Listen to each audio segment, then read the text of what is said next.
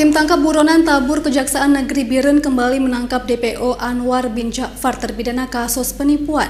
Anwar ditangkap di Jalan Medan Banda Aceh, Desa Cet Bukit, Kecamatan Pesangan, Kabupaten Biren, tepatnya di depan Mapolres Biren. Anwar terbukti bersalah melakukan penipuan sebagaimana diatur dalam pasal 378 KUHP dan menjatuhkan pidana terhadap terdakwa dengan pidana penjara selama 3 bulan. Berdasarkan putusan Pengadilan Negeri Biren nomor 219/PID/2015/PN Biren tanggal 16 Maret 2016.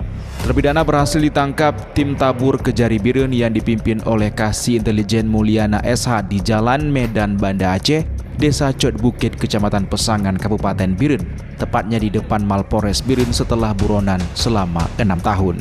Pada tanggal 16 Maret 2016 dengan nomor putusan 219/PID/2015/PN Biren yang menyatakan bahwa terdakwa Anwar bin Ja'far telah terbukti secara sah dan meyakinkan bersalah melakukan tindak pidana penipuan sebagaimana diatur dalam pasal 378 KUHP dan menjatuhkan pidana terhadap terpidana dengan pidana penjara selama 3 bulan.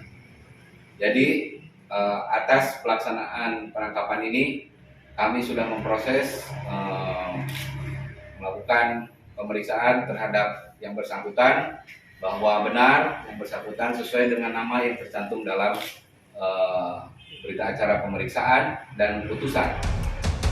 Farid mengatakan terpidana berhasil ditangkap berdasarkan informasi dari warga dan selanjutnya tim tabur langsung menuju ke lokasi di mana DPO itu berada.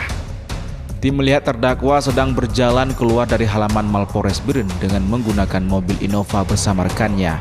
Tim tabur langsung melakukan upaya penangkapan. Terpidana sempat mencoba melarikan diri, namun terdakwa berhasil ditangkap. Selanjutnya terdakwa dibawa ke kantor Kejari Biren untuk dilakukan proses administrasi eksekusi. Dari Kabupaten Biren, Musriadi, iNews melaporkan.